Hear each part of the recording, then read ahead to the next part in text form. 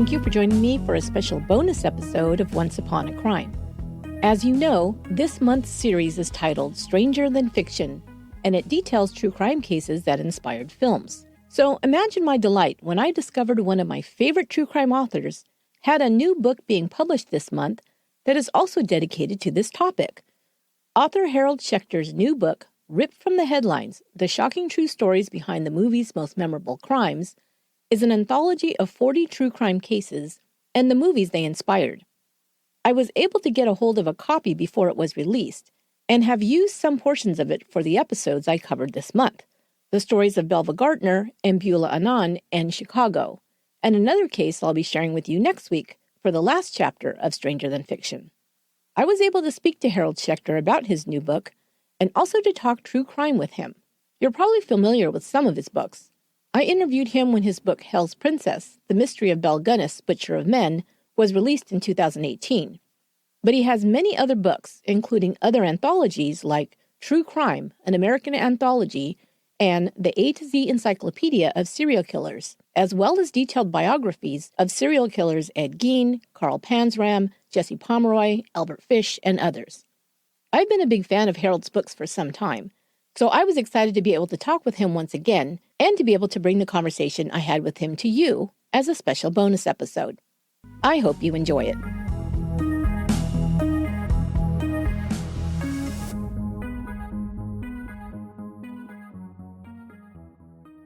I'd like to welcome my guest, author Harold Schechter, and it's great to have you here, Harold. I really appreciate you coming on today. Well, thank you for inviting me. Happy to be here. Great. So I was just kind of perusing your catalog of books, and I know you have quite a catalog at this point. I think that many of the listeners are most familiar with the well-researched and detailed books on some of the known serial killers that you've covered, like Ed Gein and Albert Fish and Belle Gunness. But you've also written so many other types of books on crime and criminals. I was just looking through some of those. So like reference type books, you have A to Z of serial killers and those type of things. And even I just noticed some poetry and fiction, which I didn't know. And I'm so excited to dive into those. I was like, oh my gosh, how does he get so many of these books done? I tell people I'm a human dynamo between 8 a.m. and 10 a.m. And then I have the rest of the day to myself, because my theory is if you write a little every day, even if you set your sights on writing a page a day, write every day, at the end of the year, you have a book, a 350-page book. So, yeah, I mean, I've been basically publishing a book once a year anyway, like now for over 40 years. You know, I am not somebody who writes very easily. It takes me a long time. Sometimes it'll take me half a day to write a paragraph. And it's not even a matter of discipline. You know, if you start doing it and do it long enough, it becomes a habit. And like any other habit, if you don't do it, you get very anxious. So it makes it easy to do a little writing every day. So, yeah, that's my secret. I don't know if you know, I actually, my day job for 42 years, I'm now recently retired, was a professor of American literature at Queens College, City University of New York. And part of the reason I entered academia was because I knew it would give me time to do a little writing on a daily basis. And I would tell my students who were aspiring writers what I have just told your listeners, that if you write even a page a day, at the end of the year, you have a book. Yeah, because you figure, well, what else are you going to be doing, right? Besides, working and seeing students and everything else. I'm sure you had to do a lot of reading as well. You've done a lot of research. So it's not just kind of sitting in front of a computer and, coming up with a story. There's like a ton of research that goes into it. I was always tried to be researching one book while I was writing another. So I would just go from one project to the next. But as I said, I mean, basically, my workday in terms of writing would always be over by lunch. Now that I'm retired, it affords me a lot of opportunity in the afternoons to play now I'm halfway through The Last of Us 2. Before that, I was doing Red Dead Redemption 2 and Wolfenstein 2. In other words, I got a PlayStation. So you actually have something else to do besides reading and writing. Yeah, exactly. Killing zombies. Yeah. So that kind of takes the edge off of all the writing, right? So you got to have a hobby. But yeah, so this one is a little bit different, though, than some of the others that you've done. And it's called Ripped from the Headlines.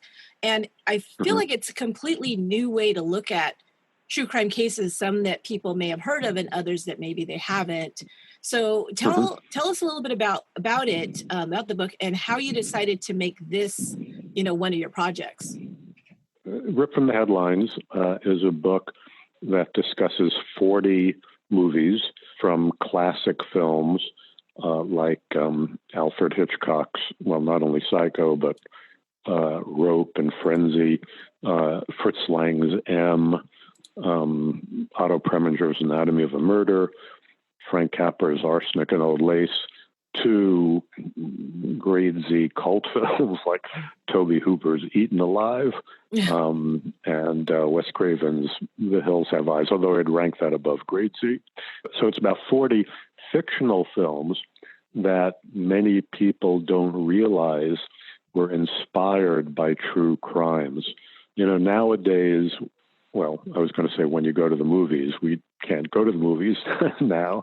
But up until recently, when you went to the movies, it was very common to see a film begin with a title card saying based on true events or something along those lines. Back in the old days, that wasn't that common. In fact, it was very rare. In fact, it was much more common that a film would contain a disclaimer saying, the events and characters in this film are all fictional, and any resemblance to actual people, was a coincidence. But back then, back in the old days, screenwriters also turned to sensational crime stories as the inspiration for their screenplays. So my book examines 40 films and then discusses the true life crimes. Not all of them are murders. Most of them are murders that inspired the films. I got into it in one sense when I first began writing true crime, because years ago, probably like 30 years ago now, hard as that is for me to believe, I was researching a book about movie special effects. This was pre-CGI. And in researching the chapter on horror effects, I came across what was a surprising fact to me, and then relatively little-known fact, that both Psycho and Texas Chainsaw Massacre, which I regarded as the two most terrifying horror films ever made, were both inspired by a real case, that of Ed Gein. I was not aware of that, and I researched that case, went to Plainfield. Anyway, that became, the Gein story became the basis for my first true crime book, Deviant. But one of the things that interested me then and now was how actual crimes and the details of actual crimes get transformed into these narrative entertainments. Also, as a professor of American literature, I was aware that some classic novels like Theodore Dreiser's An American Tragedy were based or inspired by true crimes. So all those interests, my longtime interest in movies, because I've done other writing about movies, my interest in novels based on true crime, my interest in general in how actual crime is mythologized, really, the way the Gein story has been mythologized. All those led finally to my doing this book. I was going to ask you if there was one or two that inspired you to start looking at, how it's connected. It's funny because I just rewatched Psycho last night. It just happened to be on, and I just love that. Still love that movie so much. It's just so so well done. Was there some of the movies or cases that you researched for your book that you found maybe the most interesting, or the ones that really drew you into being motivated to do this project, this book? The ones that I have for a long time been most interested in, besides Psycho and Texas Chainsaw Massacre, and then later on, when I did my Ed Gein book, Silence of the Lambs, had not yet come out. That, as I'm sure you know, The Buffalo Bill character in there was also partly inspired by the Gein case. Right. But also, I've been interested in and have done some writing, for example, about the so-called double indemnity murder, which was based on, again, that's an example of a film based on a novel by the great noir writer, James M. Cain, that was inspired by a real-life case. And that case was the case of an adulterous Queens housewife named Ruth Snyder, who in 1927 conspired with her mousy lover, a corset salesman named Judd Gray, to murder her husband. And then they try to make it look like there'd been a house break-in and a robbery. They thought they had committed this perfect crime. In fact, it was so bungled, they were arrested within a couple of days. And it became one of the great sensational cases of the 1920s, along with the Leopold and Loeb case and one other case. But I've been very, very fascinated by that case, partly because of the question of why it did become such a nationwide sensation. The crime itself, compared to other if you read the newspapers, the tabloids of the 1920s, which I've done a lot of reading in, almost every day, without exaggeration, there would be some horrible crime. So, the actual murder of Snyder's husband as a homicide was not that horrendous compared to some of the other things you read about. And yet, it struck this chord in the American public for reasons, I think, having to do with the way Ruth Snyder was seen as personifying this threat, to the traditional household during the, the Jazz Age. She became to be seen as, like this nightmare version of the flapper.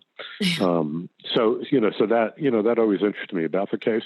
If I may, it's not exactly a digression, but I have another book coming out next spring about a crime that happened exactly at the same time that the Snyder Gray case happened, which was something called the Bath school disaster. The spring, do you know about it? Yes, I've heard. Yeah, I've heard about it. It must have been in a podcast somewhere. Yeah, most people don't know about it. No, they don't. It was, the worst school massacre in U.S. history, and the worst case of domestic terrorism before Timothy McVeigh. A small town in Michigan, not far from Lansing, called Bath, where one member of the community, a respected member of the community, who had descended into madness, rigged up the local public school and detonated it on the last day of class and killed 38 children and a bunch of teachers. He actually intended to blow up the whole school, which would have killed essentially every child in the community. But, this horrendous school massacre. And yet, even though it made the front pages of newspapers across the country for a few days, it was very, very quickly forgotten by the country at large. And yet, the Ruth Snyder Judd Gray case where they, these two bumbling lovers murdered her husband, that became this incredible sensation that was in the paper for months. So that's an issue that interests me. And as I said, so that's one of the cases that I explore. And again, how that was transformed into the great Billy Wilder movie, Double Indemnity, which is generally considered the first film noir. Right. And that was one of the things that I also found in the stories in your book or that you covered was there was so many of these movies that were made that were inspired by these crime stories or made about these crimes, and they're not new movies. So there was a lot of these being made in looked like the 30s, the 40s, the 50s, and even in the 1920s.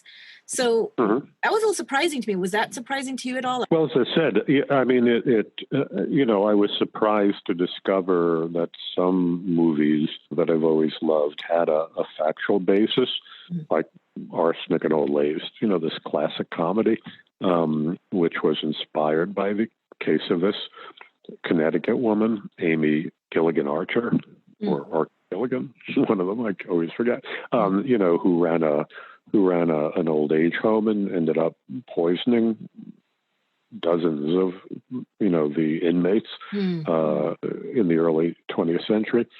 A female serial poisoner female serial killer. And then her story got, transformed into this comedy. So in that sense, I was surprised to discover that some movies had a factual basis or inspired by real life crimes.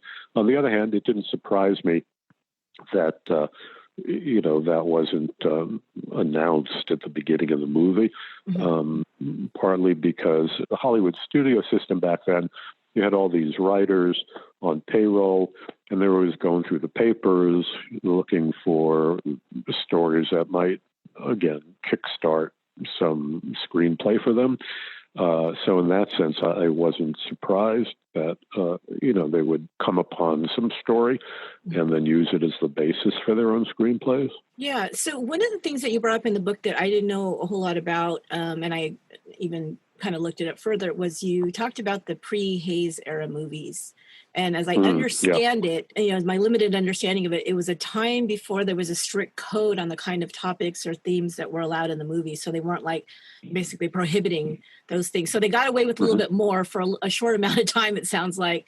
I guess we might be a little surprised at what we find included in some of those movies that were before the mid-1930s. And one of them that you described in the book was the movie 5 Star Final. And I'd only heard about, I think this is one other time maybe I heard about this case was the Hall Mills murder. Case, yeah, and that was in 1922.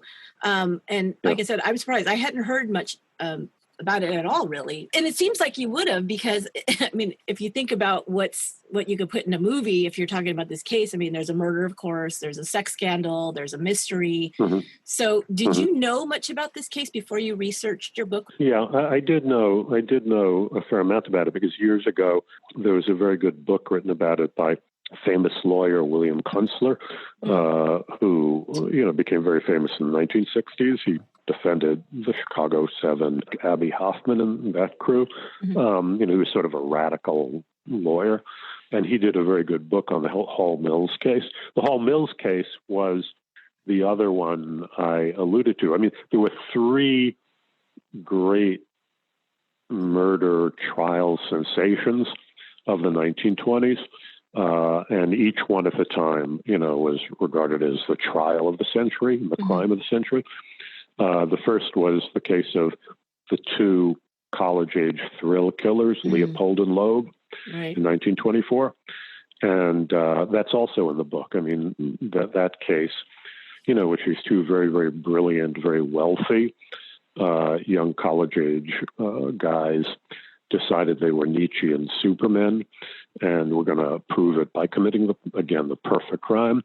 And they abducted and murdered a 14-year-old boy named Bobby Franks, who was actually the cousin, I think, of Dickie Loeb.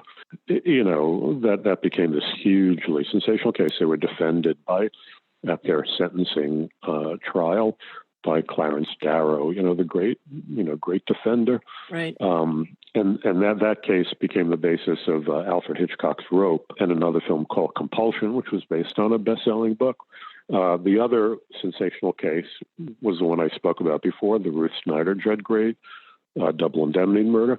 And the third one, which hasn't, achieved the kind of lasting notoriety that the other 2 have, was the Hall Mills murder case, in which this reverend, whose name was Hall, and his choir girl mistress, a young woman named Mills, their bodies were found executed in a New Brunswick, New Jersey apple orchard. And the connection to 5 Star Final is that 5 Star Final is about a tabloid newspaper that resurrects an old murder case that had been tried and resolved years before in order to generate more sales and more publicity. And it ends up destroying the lives of the people who were originally involved in the case and who had been, who had basically been forgotten and, were leading perfectly normal lives. And, that's what happened with the Hall Mills murder case. There was, was investigated and dropped. And then about 4 years later, I think it was 1926, William Randolph Hearst, in order to boost circulation of his tabloid, resurrected the case. And it led to this very, very sensational trial in which Hall's wife and brothers were put on trial for the murder. although ultimately they were acquitted. So, a good deal of mystery continues to surround the case. So, but what you were saying about the what they now call pre-code movies, yeah, I mean, up until the Hays censorship code went into effect in the 1930s, some of those pre-code movies were very, very sexually graphic in terms of the stories they told, the language they used. Look at some of them now, they still have the power, to be very shockingly frank, which is why, there was a big campaign by moral watchdogs and religious leaders to establish some kind of censorship of the movies. I mean, the movie industry was really, being threatened at that point. Right. And so as a way of self-preservation, they, created this office and, remained in effect really to the 1960s. It doesn't matter what comes out. At some point, somebody's going to take some offense by it, whether it's movies or video games, music. Oh, yeah. It's at some point, somebody's going to want to slap a label on it. No, that's explicit. We got to be careful. It happened in the 1950s with comic books. There was this great crusade against comic books that almost put the comic book industry out of business. And the comic book industry also had to adopt a code. When I was growing up, every comic book had a little stamp on the cover, that it was approved by this comic code authority. There was a very famous book in the 1950s called Seduction of the Innocent, which argued that comic books were the leading cause of juvenile delinquency. Juvenile delinquency, was a big social fear at that time. So, yes, you're right. I mean, every time I've actually written a book about that. It's a book called Savage Pastimes, A Cultural History of Violent Entertainment, which is about how every time a new form of popular entertainment is introduced, going back to the 19th century, dime novels, and then radio and comic books and TV and rock and roll and now video games.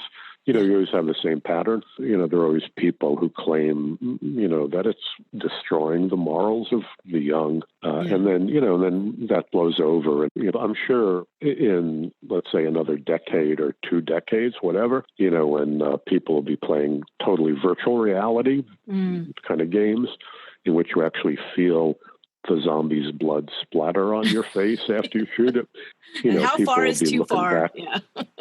They'll say. Well, no, people are going to be saying, well, whatever happened to those good old innocent games of my youth, like Grand Theft Auto.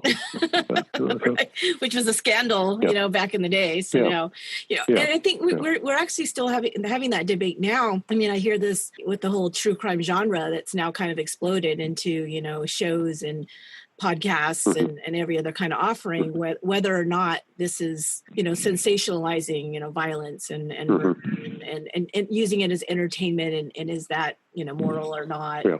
And we have these debates. Well, I mean, there's no point in ignoring the fact that it is sensational and it is entertainment. Right. The question becomes, why people crave that kind of sensational entertainment. The whole point is people, and that's always been the case. It's not like true crime. Again, it's now achieved a kind of cultural prominence that it hasn't quite had before. But, I mean, the genre itself goes back literally to the beginning of the printing press. Actually, it goes back before the invention of the printing press, because, back in the, among pre-literate societies, people would, every time there was a sensational murder, it would be turned into a ballad. People would, rhyme about it, sing about it. I mean, I remember years ago reading the Wikipedia entry on true crime, and the person who created it, said it began with Truman Capote's In Cold Blood, which was off by like 600 years. Anyway, one of the best-selling books in Shakespeare's time was a true crime book. So, it's always point being, people have always had an appetite, for that kind of material. And one could argue, as I would, that it's actually has an important social function in that it permits law-abiding, morally upright citizens to safely indulge their less savory appetites, because, we're a violent species. The philosopher William James called it the carnivore within. you know. So, that carnivore within needs some red meat. And, back in my book, Savage Pastimes, is partly about how popular culture in the old days was way more violent than it is now. Yeah. I was just reading Charles Portis's great novel, True Grit. It begins with a triple hanging in Fort Smith, Arkansas. Hangings until very, very recently, were a big form of popular entertainment. And, before that, all kinds. Anyway, the point is people crave violent entertainment, obviously. Right. True crime is part of that. And, there's no point in denying that it is entertainment. So. Yeah. Speaking of, there was one other chapter in your book that I was really interested in, and you were talking about the 1936 film Fury. You said at the end, so it's very kind of loosely based. I think basically just the ending of the movie connects to the 1933 Brookheart kidnapping case. And the reason why I was so interested in that, one of the reasons was because it happened right here in my hometown where I'm at now in San Jose, California. And that was, so that's part of our history, still people talk about that. As a matter of fact, I was just looking for a copy of Harry Farrell's book, Swift Justice, which I used to have, but I must have gave it away at some point. And now it's out of print, really hard to find. Yeah. And so I've been asking everybody to check their shelves. I'm sure people here in San Jose have to have it, but I have not been able to get my hands on a copy. I have a little sidebar afterwards. There's a 1951 movie called Try and Get Me that really sticks much closer to the facts of that case. Okay. It's a really, really powerful film, kind of a low-budget black and white movie, but it's very, very, very powerful.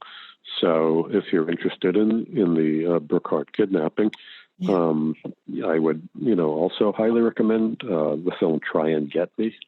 So like what you were just saying about we have this violent nature. I mean, this is exactly what happened in this Brookheart case, correct? I mean, regular, normal citizens basically, stormed the jail and took these suspected kidnappers and, hung them from a tree. Yeah. So, which is crazy. Turned into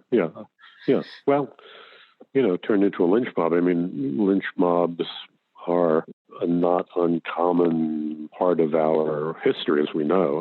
Did you ever see Stanley Kubrick's 2001: A Space Odyssey? Yes. Yeah. It's been a while, but yes. So, as you may remember, it begins with these primates, these ape-like proto-humans who discover weapons, and it shows what is presumably the first murder. One primate killing another with his bone. And then he throws the bone up into the air. And there's this famous kind of jump cut. He throws the bone up into the air, and then, it cuts to a spaceship. And to me, that kind of encapsulates something true, which is, technologically we've advanced in the blink of an eye, but we're still on some level, these killer apes. So, for most of us, again, and again, you have to ask, why is 99.9% of all popular culture, not just video games, but movies and TV shows and popular novels, so steeped in sex and violence? It's feeding something that is, an aspect of human nature. The shadow side, as Jungian psychologists call it. Right. And it serves as kind of an outlet for some of those impulses, which under the right circumstances, as the Brookheart, kidnapping thing makes clear, can manifest themselves in actual horrible ways. I mean, the world provides all too many examples. Freud quoted a famous Latin quote, which translate man as wolf to man. And, we've seen all the time all over the world, sometimes it doesn't take all that much to turn, neighbors against each other. So one of the last ones I just wanted to bring up is, not all of the movies that you talk about are from that far back. I mean, there's like all the way up to, I think, the 90s or maybe even further than that. But one of the ones I think that a lot of people may remember, because I think it was pretty well known, was Badlands. And that's a crime that I know a lot of people know about, which is the Charles Starkweather, Harold Fugate kind of crime spree in the 1950s, I believe, right? In Yes. Nebraska. Yeah. So that movie actually came out in the 70s. So, 20 years later, we're still talking about Starkweather and his crimes, which I thought was, and it's one of those movies I think that still holds up. It's a beautiful movie. I obviously was watching all the movies in the book, but there was also an earlier film, a very low budget movie that was inspired by the Starkweather Fugate case called The Sadist that I talked about, which is definitely worth seeing. I mean, it's really a grueling movie. It's basically about this young sadistic couple. He's like a total psycho who hold three high school teachers, who basically set upon three high school teachers. It's much more brutal. The Terrence Malick movie, which sticks very close to the facts in many ways, but it's so beautifully made. It's so aestheticized. It digs into the characters, but it doesn't capture in a way the horror of that crime spree in a way as much as this low budget film does, The Sadist. Yeah, because I was going to say that, I think even now people will talk about, Starkweather and Fugate, and it's kind of like romanticized a lot. And when you really, research what happened there, I mean, it's brutal. I mean, it's really, really brutal. Even the movie Badlands is a little bit of that, I think, in a way, like you said, because it's not really showing you the detail of that. But it's still a good movie. I mean, it's still really it's a great movie. Yeah, it's a great movie. So one question about that I have to ask you, because it's still debated as to how much Carol Fugate took part in that crime spree, including, of course, we know the murder of her family. So what was your verdict after, looking into this case? Did you feel like she was, she was 14, 15 years old? She was the younger girlfriend of Charles Starkweather. And the crime started with her family and then went from there. Yeah, well, I mean, I don't have any firm opinions about how many times she pulled the trigger, but she was definitely involved. She must have known, for example, that Starkweather had killed her whole family because, they were holed up in her house for days. There's a phenomenon that I've written about in psychology called folie à deux. I mean, folie à deux has a very specific meaning. It means madness shared by two. And in its broader application, it's come to refer to these killer couples or killer pairs, two people who individually, might not be capable of committing these crimes, but, put them together, you get this very toxic combination. Right. So, again, Leopold and Loeb, or, the Columbine killers. I mean, there are many of them. I mean, Starkweather had already committed murder, was a psycho. Right. But I'm sure Caroline Fugate participated. I mean, she wasn't turning a blind eye to these things. And when he killed that young couple, again, who knows? But I'm sure she is not this helpless captive as she tried to portray herself to be. So. Right. There's a little more to it than maybe people remember. I don't want to give everything away about the book because I think it's a really fun read. I mean, we're talking about movies, so of course that's always fun, and then we get to look at it, from the true crime angle of it and get some of those details, which is really interesting. So what I just end to say by letting everybody know how they can find the new book, Ripped from the Headlines. It's Ripped from the Headlines: The Shocking True Stories Behind the Movie's Most Memorable Crimes. Well, I don't know, given, the particular state of things, even how many bookstores are open now. But obviously, Amazon, I mean, that's where I get my copies. Me too. It's available hardcover, paperback, and Kindle. That would, particularly in our quarantine times, be the easiest way to get it. Okay. And I would also recommend, if people want to look at all the books that you have available, to go to your website, which I believe is haroldschechter.com. Is that right? Yes. Okay. Yep. Yeah, haroldschechter.com. And I'll have links in the show notes. I was in there just the last couple of days, and I'm like, oh my gosh, I didn't know that there was so many. And then you have, are they like shorter ones? I just saw those. I think it said Amazon something. They're called Amazon Original Stories. Okay. And there are 6 of them that compose this collection called Bloodlands, which you can get the whole series, or you can buy them individually. One is called Little Slaughterhouse on the Prairie, which is about the Bender family of Kansas.